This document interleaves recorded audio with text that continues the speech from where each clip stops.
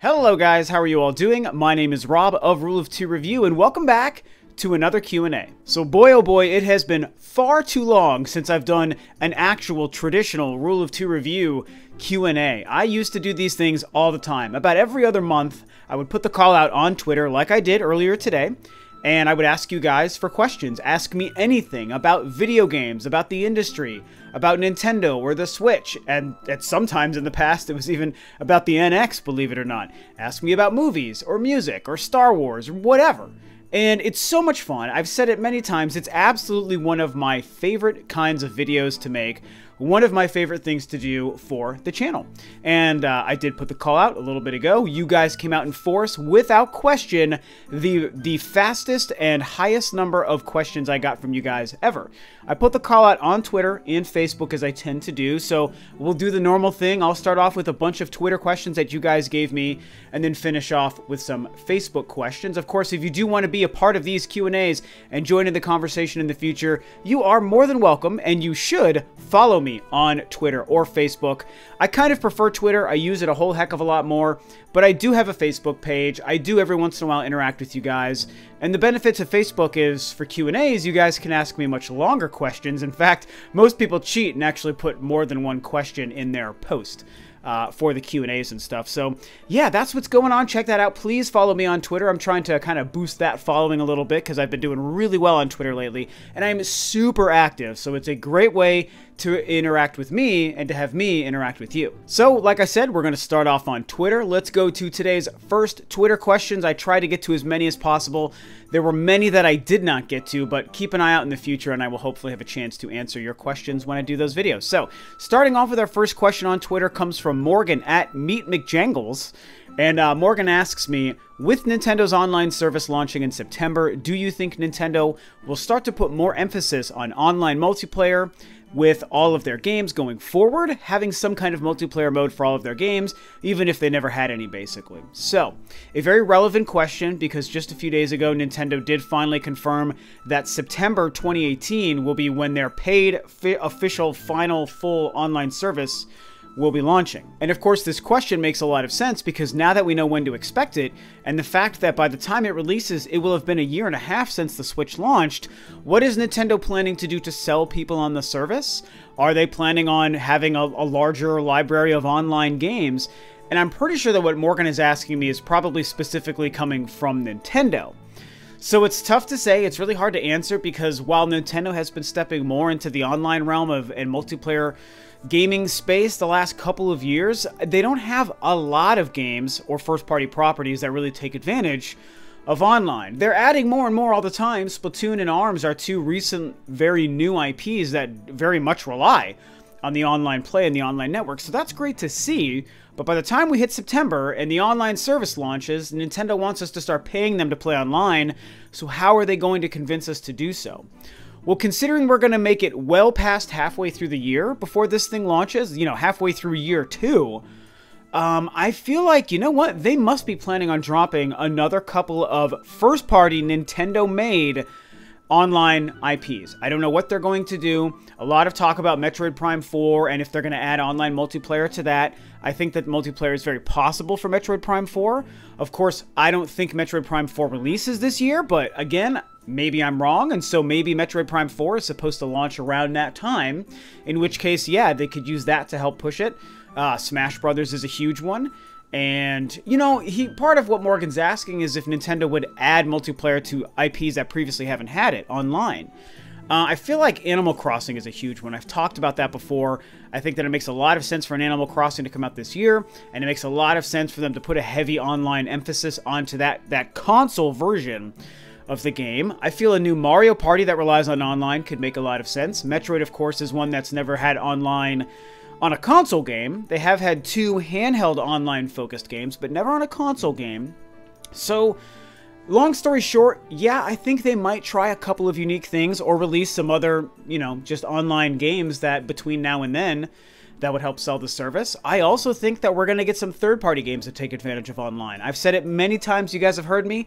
Call of Duty and Grand Theft Auto, I think, have a huge shot at showing up on the Nintendo Switch this year. And if so, there's another reason to get the online service, because those games also very much take advantage of that. So, while it's tough to say, that's pretty much what I think. Next question on Twitter comes from somebody who I love interacting with. He's very vocal on the live streams, love to talk to me on Twitter, so I super appreciate that. This comes from BLP Sean at British Playing. What is up, buddy? Thanks for asking a question. And Sean asks me, what do you think about Labo's educational uses and potential schooling? They did invite educational people out for programming/engineering. So, of course, the Labo question was going to come, and of course it relates to the educational applications of Labo, because we've all discussed that since we saw the thing revealed just, 2 weeks ago or so. And, you know what? Yeah, I think that we're gonna see Nintendo push this as an educational device as well as something fun for kids to use and for parents to buy their kids. My girlfriend is a teacher. She's not a teacher now, but she is a licensed teacher. That's what she went to school for. It's what her degree is in. She did teach different grades for a couple of years before moving on to what she does now. So she has experience with this, and she was teaching young kids, like 3rd graders and 4th graders and stuff. So, you know, I showed her the Labo thing. She saw it already, but we watched it together so I could kind of ask her opinion, considering she understands teaching young kids and young minds.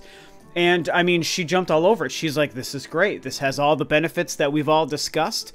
And there would be no reason to think that a lot of educational institutions, especially for young kids and young people, maybe even foster homes, things like that, would probably want to take advantage of the Labo and have it as part of their educational tools and something that they can use that's fun, but also kind of gets the young brain thinking in a more mechanical engineering kind of fashion.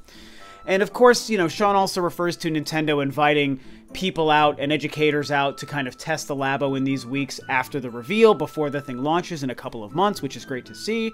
I also said when I was on the Spawncast a couple of weekends ago that I'm willing to bet that Nintendo had educators and engineers help them design this thing. I don't think that this was 100% Nintendo internal, man. I think that they had other people from different fields, science fields, engineering fields, come and help them design this. So, you know, at the end of the day, yeah, I think Labo has incredible potential. I've said it before, I don't care for it. I'm not going to buy it, I don't think. Maybe I changed my mind. But right now, I'm not excited about it for me. I just think it's going to be a huge hit for Nintendo, and I think that there's a lot of great educational purposes, so we'll probably see Nintendo roll that stuff out. Next question on Twitter comes from another awesome dude who I'm always interact with and hearing from on Twitter. This comes from Juan in a Million at JIM Official. What's up, Juan? I always loved your name, Juan in a Million. It's really funny and really clever. So, Juan asks me, with the Nintendo eShop starting to get huge with a bunch of games being added each week, what are some features you would like to see added to the eShop that can help improve the overall display? So, interesting eShop question. It's funny because you mention the eShop starting to get huge with a bunch of games being added each week, which is true. However, I would argue that that's been the case for quite a while. I mean, the eShop took off really quickly in the months following the launch of the Switch, way faster than I expected and a lot of us expected. And although I don't use it very often, and you guys know me, I'm not downloading my games, I'm purchasing them physical, and I'm not usually playing a whole lot of indie games. I've got a few, but I'm not really playing a whole lot.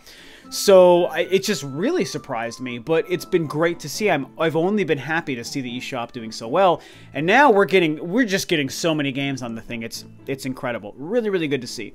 So he's asking me, I think, about some of the navigation or the search engine options for the eShop, or maybe what it looks like, the overall display. And you know, I've heard a lot of people who visit the eShop frequently, and like I said, I rarely do. Probably once a month I'll turn it on and kind of peruse through it, or if I hear a specific game like Celeste that just came out that I'm probably going to buy in the next couple days here. I don't usually go and visit it, but I've heard people talk about how it's not very optimized. It doesn't make it easy to find what you're looking for. So I looked through it a little bit before answering the question, and you know, I do think it needs some improvement overall. But for the most part, I think it's fine. Once I realized you can start with the recent releases and scroll to the bottom and click the View All button, and it pulls up like all the titles by release. I think you can do it by alphabetical also. Correct me if I'm wrong. If you can't do it alphabetically, you should be able to. That's something that they need to fix. I also think a huge thing would be to search by genre. That is something I do very much want. They've got recent releases, they have bestsellers, and they have a View All page. Give us an alphabetical search option. Give us a genre search option. I think that would be fantastic. And then, at the end of the day, if and when we ever get the freaking Virtual Console or just retro NES, Super NES, 64, GameCube games, Genesis games released on the Switch, whether it's virtual console or just individual titles, you absolutely have to be able to search by platform. That is the only other last thing I will demand for the eShop or the virtual console or whatever, is let us search by the platform that it initially released on. So yeah, I think that's it as far as the eShop goes. Next question on Twitter comes from Thierry, if I'm pronouncing that right. Thierry at Thier85. And Thierry asks me, when are you going to take that Master Sword and put it in some proper nice spot? It deserves better than to be abandoned on the floor like a copy of Animal Crossing Amiibo Festival. Oh, do you mean this Master Sword? Okay, next on Twitter comes a question I'm super excited to answer. Of course, some Star Wars questions are going to come to me because I am the biggest Star Wars fan, and it's a very interesting time in the world of Star Wars. So, this comes from Zach Adley at Zadley91, and Zach asks me, do you think Star Wars needs a Kevin Feige to give the franchise more direction with their cinematic universe and tie the movies together in the way Marvel does? Seems like they don't have much long-term direction, they're just seeing what sticks. Okay, great question. Thanks for the question, Zach. And I've heard this kind of talk a lot, and there's a lot to say here, and I'll try not to make it too long so we can get back to the gaming stuff. Here's the thing. I like the surface level of what you're asking, because I do agree with that, and I'll get into that. The one thing I don't like, and you're not the only one doing this, is the Marvel comparison. Here's the thing. Star Wars does not need to get compared to Marvel. It's existed long before the Marvel film universe and everything that the studio and Kevin Feige has been doing ever since Marvel even was purchased by Disney way back. Star Wars had the shared cinematic universe thing before pretty much anyone. It was like the first to do that. George Lucas, Lucasfilm, and the Star Wars name are the OG on film. Again, only on film I'm talking, so it doesn't need the Marvel comparison. I love Marvel in the MCU, but that's not what we're talking about here. And also, to your point, the way Marvel creates its cinematic universe, which I love for Marvel, is not at all how Star Wars has been doing it. So the formula of Marvel makes 0 sense for the formula of Star Wars. Now, as to your larger question, do they need a Kevin Feige-like individual for the franchise? My answer is yes, but again, not in the Kevin Feige sense. What they need is an overlord in the George Lucas sense. Forget Feige. I love the guy, but he does different stuff.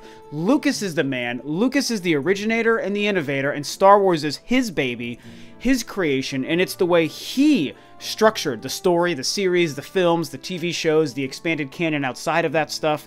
He was the one who knew and understood Star Wars on such an intimate and personal level, and that's what made it so great, and why the original 6 films, I think, will always be the best. I like 7 and 8, and Rogue One is good too, but like, these movies do not compare to the story and the arc that Lucas told in his 6 films. So, when we look at why 7 and 8 are both really great, but also kind of weird and wonky, and you make a discussion about, you know, they're kind of, Lucasfilm is just throwing stuff to the wall to see what sticks. There is an element of truth to that, because we now know that they didn't chart the course of this new trilogy. They were just going to let 3 individual people come in and make 3 individual movies. JJ makes the first, somebody picks up the second, someone else picks up the third, and they're just going to organically go. And I think for a lot of series that works, but for Star Wars it doesn't. And we're kind of seeing the holes in that when you look at the weird kind of lack of tonal and story beat continuity between 7 and 8. Again, individual movies, they're fantastic, but together, there's some weirdness there. It's a pretty hard turn when you go from 7 right into 8, more so than even going from 4 into 5, for example, A New Hope into Empire. So we're seeing the effects, the negative effects. I use that word lightly because I still love the new trilogy, but negative effects of how they've done it without an overlord like a George Lucas or a Kevin Feige. However, we do know that they're giving Rian Johnson, who directed Episode 8, The Last Jedi, his own trilogy that is going to be separate from the Skywalker saga. That's great. That's the way to do it. That trilogy will probably be spectacular and work so well because it will have one unified person's vision and story across the entire thing. That's the way Lucas told his Star Wars trilogies. It's the way they're not telling the new trilogy, so doing that with Rian Johnson's will be great. And so, to end this and answer your question, at the end of the day, yes, we do need one cinematic overlord for the Star Wars film universe. But again, it shouldn't be like a Kevin Feige, it needs to be like a George Lucas. George Lucas is the heart and soul and just the bleeding heart of what makes Star Wars. So they need to do basically what George Lucas did. Next question on Twitter comes from Nintendo Review at Nintendo Review. And Nintendo Review asks me, what game do you want more than any other to be created by Nintendo if you could play it on Switch tomorrow? So I'm not sure if you just mean any game that's a Nintendo property or a game that we know that they are officially making that I just want to play as soon as possible, or a game that isn't even Nintendo, like I could, you know, live in a magic world where I could pick something like Halo or God of War that are other IPs and make them a Nintendo property tomorrow. So I'm just going to do the easy answer, and I'm going to say if I could just pick any Nintendo game to play tomorrow, it's Metroid Prime 4. Obviously, that's the game I want in my life the most. I'm going to state it right here. It's going to be the best Nintendo Switch game that ever releases. I don't care what anyone says. I'm a Metroid fanboy. Proud to say it. Metroid Prime 4 will be the king and the absolute peak of the Nintendo Switch's library. Or it'll let me down and I'm going to cry myself to sleep for nights on end once it actually comes out, which is not going to happen. It's going to be great. So yeah, I mean, I want Metroid Prime 4. I mean, the only other things I could think of is like, I mean, there's a rumor about 1080 snowboarding because they just renewed the trademark. I'm a snowboarder in real life. I love 1080. Bring on a new 1080. I'd like to play that tomorrow. Or a new Eternal Darkness. That's something else that would make me really excited because I love my horror games, and that first game, the only Eternal Darkness game, is so good. So I feel like those would be my answers. Next question on Twitter is a really fun one. I'm excited for this. This comes from Brian at BrianJedi82. What is up, Brian? I see you interacting with me a lot on Twitter as well, so it's good to hear from you on a Q&A. And Brian asks me, Nintendo did a stellar job creating a competitive shooter with Splatoon, which is very true. What genre or type of game that Nintendo hasn't really done would you like to see? 4-player beat-em-up, Western RPG, survival sim, just as examples. Awesome question, Brian. This is a lot of fun, and it was the initial answer was really easy. I've said it before, and I felt it for a long time, but I have a backup answer that I had to think of as well, and it was tricky because I wanted to start saying a lot of genres that Nintendo has made games in before, so I had to stop myself and find something they haven't really done. So the main answer, the absolute #1 answer for me as far as a genre game that is a first-party Nintendo developed and published game would be a horror game. I want to see what Nintendo internally could do with a first-party brand new horror game. And the game I just mentioned, Eternal Darkness, was kind of one of the first steps in the sense that it was a Nintendo exclusive. I believe they own the IP, they own the actual like name of Eternal Darkness, but it's still like, it was still also kind of like third-party because Silicon Knights developed it. So it was a kind of a marriage of both there. And while I would love a new one of those, I would like something completely different, developed, published, 100% by Nintendo and Nintendo only, or a Nintendo internal studio, like a Retro Studios or something, for example, or a Monolith. So if there's any genre Nintendo themselves have not ever done that is Nintendo 100% from the ground up, it is horror, and it would be really weird and interesting. It would be curious to see how horror they go. Do they go into gore? Do they have a lot of swearing? Do they dare go into nudity? I mean, I doubt it, but they would almost have to if they were going to do it. So the tricky thing is, we'll probably never see it. I can't imagine a world where Nintendo would do it, but man, I would love to see them try. Try to do something genuinely scary. Not like Luigi's Mansion scary, which I love Luigi's Mansion, but you know what I mean, like really a horror game. My backup answer is a little bit tricky, but hear me out here, and that would be a first-person shooter. And I know that when I say first-person, the first thing everyone's going to think of is Metroid Prime. Those are first-person. And yes, that's true, and yes, they are first-person games where you can shoot. But I think a lot of us would probably agree with more of the first-person adventure description of the Prime series than a first-person shooter. I would like to see them make just a balls to the wall, guns out, bullets, headshots, the whole nine, some sort of first-person shooter. And even if it's not like a gory thing, you know, but something where you have more traditional kind of guns or weapons, and you've got deathmatch, you've got like a really great campaign, something akin to like a Halo. Or I don't want them to take Metroid in this route, but I think they could do something similar as far as the adventure of what the Prime games are, but still make it more shooter based. Something just really simple and dumb. I love first-person shooters, you guys, I'm not gonna lie. We saw how Nintendo took just the third-person competitive shooter thing and put their own spin on it for Splatoon, like you mentioned. So take it one step further, go into the Halo Call of Duty thing, and I would like to see Nintendo do something like that. All right, we're going to move over to Facebook for the last few questions, and then we're going to wrap it up. I got some good questions here on Facebook. So, first question comes from Baron Qin. Hopefully I pronounced that right. Thank you so much for the question, Baron. And Baron asks me, hey, Rob, love your channel and the way you discuss things. Thank you so much. My 2 questions. 1, do you watch Star Wars Rebels? And if yes, what are your thoughts about the upcoming end of the show? And do you like the music? 2, do you think the next Fire Emblem should be different and taking new chances like Awakening did and Nintendo are currently doing with some of their franchises? Or would you prefer a Fire Emblem that stays true to its roots? Have fun and a good time with your Q&A. Thank you again so much, Baron. Really fantastic questions. So the first one about Star Wars Rebels, yes, my girlfriend and I absolutely love and watch Rebels. We are currently going through Season 3, so we're not even caught up to the current season, which is 4, which is actually about to end, which will also be ending the show. So I do know a couple of spoilers with what happens in Season 3 and the beginning of 4, just because I've come across them.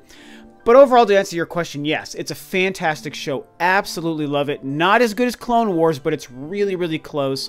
Love the characters. Kanan is my man. Hera is fantastic.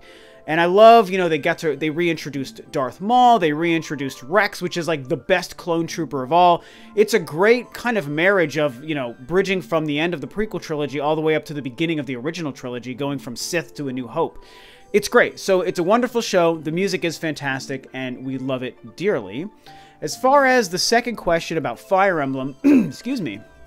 So, should they take chances and make a big change with this, or should they stay true to the roots? So, here's what I'll say. I actually think Nintendo is going to change up the Fire Emblem formula in some way. I don't even know if I could figure out how. Dare they try real-time battles? I wouldn't think so, because then it's not Fire Emblem. Plus, Fire Emblem Warriors is that, so I don't know. I'm not going to pretend to design games, and I'm not going to even just start spouting out a wish list of Fire Emblem.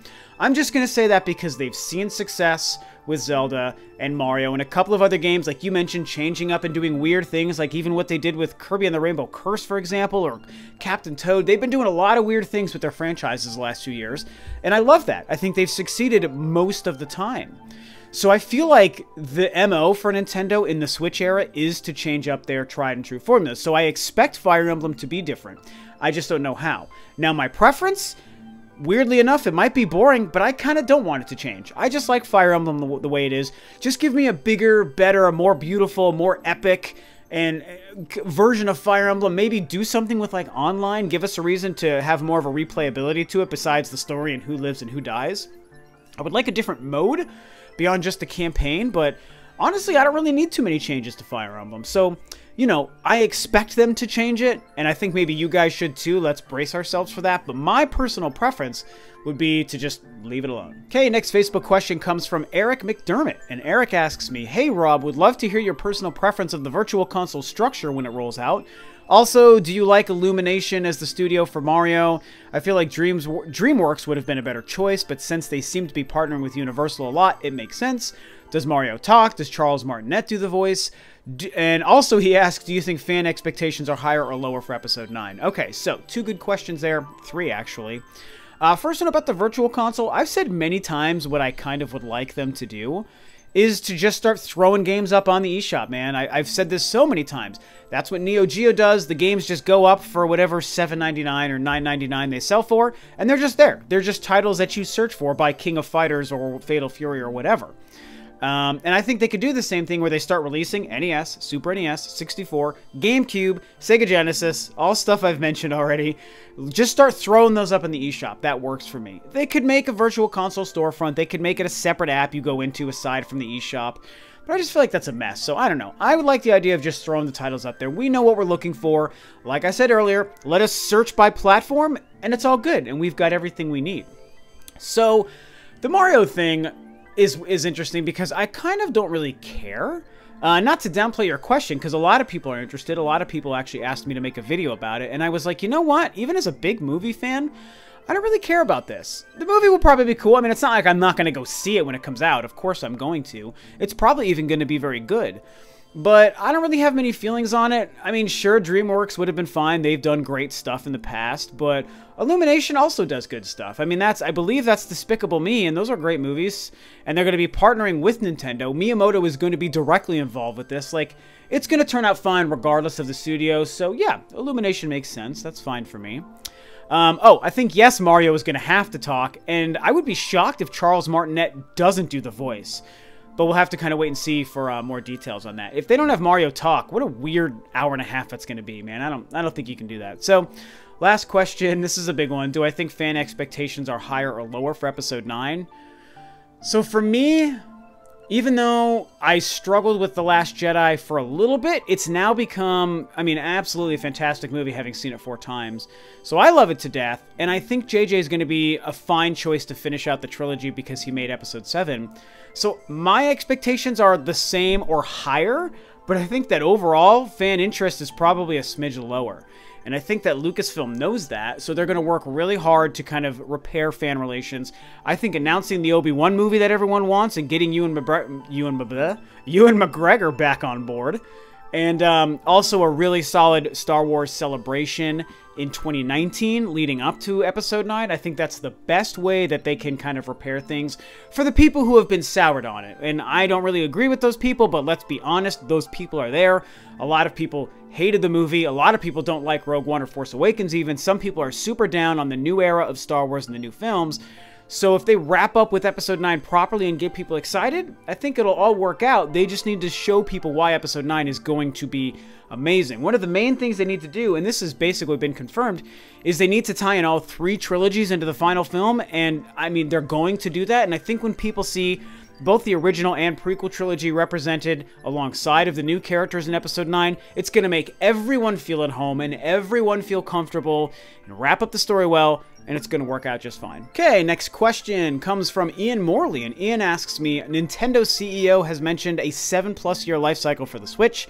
Do you see a possibility of another mainline Zelda, Mario, and Metroid other than the ones we already have or are getting? I think that by year 3, the devs will have such good insight as to how to get the most out of it that we will start seeing a good amount of first-party Nintendo titles coming. So, great question, Ian. Thanks for asking. So, I very famously said I predict about a 4 to 5 year lifespan for the Nintendo Switch. I haven't seen anything from Nintendo or Kimishima saying 7 years or more, but I have seen a quote that says 5 or 6. So I've been predicting 4 or 5. I think Kimishima said 5 or 6, so who knows? It could go anywhere from 4 years to 7 years, we'll say. And so are we going to see repeats of series, like a second Mario, Zelda, Metroid, or anything else? I feel like, yeah. I feel like, you know, if we get to 5 or 6 years for this thing, I don't think we're going to get a second Zelda on the console necessarily. I mean, okay, not necessarily like the next mainline huge adventure, unless they do like a Majora's Mask thing, which I think relates to a later question, so I'll wait to get to that.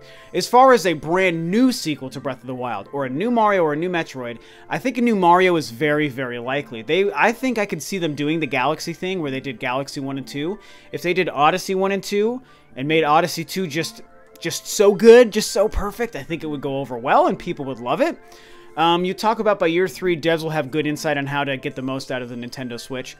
I think that's true. I think that Nintendo already has a lot of stuff planned for 2018, 2019, and 2020. I'm sure that they know what they're doing. That's been part of my defense for why I feel that Metroid and Pokemon are coming out in 2019, not in 2018. So, yeah, I think that I feel like third-party devs are going to start jumping on board because they just get it. So overall, yeah, I feel like we might see another Mario, another Zelda, or Metroid. That's a little bit trickier. Next Facebook question comes from Andrew Lister, and Andrew asks me, given the undeniable success of Breath of the Wild and Odyssey, as well as the graphical advantages of the Switch over the 3DS, do you believe the new Pokemon will be a grand departure from its original games? If so, in what ways? So the only thing I'll say on this, I've discussed it. I'm not a Pokemon fan. I'm not a Pokemon expert. There's been rumors that says that internally Nintendo wants to shake up Pokemon the way that they did with Zelda and Mario, like you mentioned here.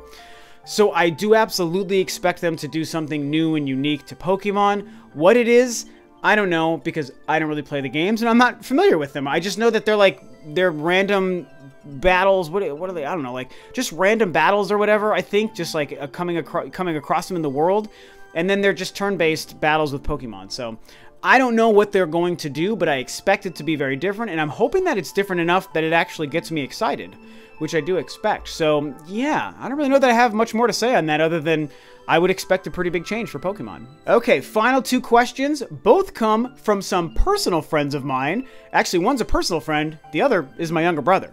Let's start with my best buddy, Mr. Chad LaRue. Chad was actually very instrumental in getting Rule of 2 Review off of the ground when we were podcasts back in 2010. So, my main man, I love giving special attentions to people I know in real life or family members in this point. So, my main man, Chad, asks me, hey, Rob, long-time listener, first-time caller. My question is, what are your feelings / predictions for Anthem after EA destroyed Battlefront, Mass Effect, and Need for Speed, all in the same year with insane greed? So, building on the EA microtransaction, garbagey controversy and everything there, what's going to happen with Anthem? Well, weirdly enough, I have higher expectations for Anthem working out than before. And the reason is because we know that EA is putting everything they have into making Anthem a huge hit. They want it to be the next level Destiny. They want it to be their ever-present, omnipresent, always going online universe world kind of thing that will be generating a lot of money and a lot of playtime and DLC purchases over the years and all that stuff. And because they can't mess it up, and we know the budget's probably huge, and we know the backlash for the loot box thing that happened with all of their games this last year, I think that while I do expect some sort of microtransaction to be present in the game, I think they're going to work really hard to make it not ruin the gameplay. It doesn't mean that they're going to succeed. Maybe they screw it up and it does ruin everything, but I think they're going to bust their ass to try to avoid this controversy. I don't know how. Make it cosmetic only. Wait 6 months after it launches to start doling them out slowly. I just have no idea, but I think they're going to hopefully find a way to strike a better balance because I'm excited for the game. I want it to be good. I don't want to be angry at it, and I want to love it, so I feel like the controversy might actually weirdly help Anthem be a better game. And finally, the last question comes from my younger brother, which is super exciting. A fellow nerd, movie, and video game dork, just like I am, of course. And he has his own podcast and stuff that he does with his buddies as well, which is really, really great stuff. I'll try to link that below if I can remember. But he asks me a great question, so let's get into it. He says, hey, Rob, you don't know me. Big fan. He's being cheeky. My question is simple. How quickly will Zelda be able to produce this generation's Majora's Mask? It's clear they put a lot of crazy work into Breath of the Wild, and I can't see them abandoning this engine anytime soon. Also, for this new game, there would be some sort of twist to the formula, much the same way Majora's created the time loop dynamic. What would you want to see in that regard? And are there any other races or areas you could see them exploring that we didn't see represented in Breath of the Wild? All right, bro. Awesome. Thank you so much for the question. He's a huge Zelda fan. Breath of the Wild is like his favorite game ever. And before that, I think it was Ocarina of Time for a really long time. So he knows his stuff. Great questions. So, getting into the whole Majora's Mask-y kind of sequel to Breath of the Wild, will we see that? You know, right after Breath of the Wild launched, my feeling was no. Since then, we've had them confirm they're working on the next game that will be the next game after Breath of the Wild. And we know that they love this new engine they created and want to continue using it. So I feel like there is a pretty good shot that maybe they try to do something similar. And maybe they can get out a second Zelda and do the Majora's Mask thing where it's kind of a sequel using the same engine. I kind of ultimately feel they won't do that. And instead they want to just get the next one releasing on their follow-up hardware to the Switch, like from day one, built from the ground up for that. No dual release like Twilight Princess or Breath of the Wild. That's my theory. But that being said, if they do the Majora's Mask thing and make a sequel using the same engine, I think it would be great. As far as how they would change it up, the thing that I've wanted the most is for the open world amazing nature of what Breath of the Wild was to be combined with the old school dungeon formula. I miss the dungeon formula that Ocarina and Wind Waker and Twilight Princess and all those old games had, including Majora's Mask. That's what I want.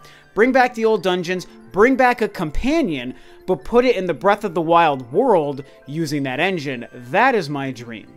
As far as races and stuff, I gotta tell you, I love the Gorons and the Zora, but I would like to change it up. So let's step away from them for a little bit. I'd like to see the Koroks come back, and then I would like to see a lot more new races. We've seen like the Zelda version of humans and stuff before, humans and elves and whatever, and that's great. There's also the Gerudo. I love the Gerudo too, and they are present in the game. I love them all. The Rito, all of the existing ones are fantastic. We didn't get Koroks in Breath of the Wild. We got the little Korok guys, but not the Koroks like from Majora's Mask, for example. So I'd like to see them come back, and I would also just like to see some new races, man. I mean, do some new stuff, Nintendo. This is your chance. If you do a sequel to Breath of the Wild for the Switch in a couple of years, give us some new races and some new areas and environments that are particular to them, the same way you did with the original ones. So, overall, great question, dude. Thanks so much, man, for kind of writing in on the Facebook page and having me answer one of my younger brother's questions. That is so much fun. And that is going to be it. I can see my camera's red light blinking. I know that I've just used all of the battery on my camera. This was a long, very thorough Q&A, and it was so much fun. Holy crap. So many great questions. I had to whittle it down. There were so many great ones I didn't even get to answer. So again, sorry to all who didn't get their question answered today. But I will try to do these a little bit more often again in the future, so definitely keep an eye out. Like I said, follow me on Twitter and Facebook to be involved in these conversations again in the future. And I think that's going to be it. Thank you so much to everyone who wrote in, no matter who you were, if I answered your question or not. Thanks to my man, Chad. Thanks to my brother, Josh. Awesome Q&A, and I think that's it. So thanks, of course, as always, for tuning in, guys. This is Rob of Rule of 2 Review, and I'll catch you next time on another video.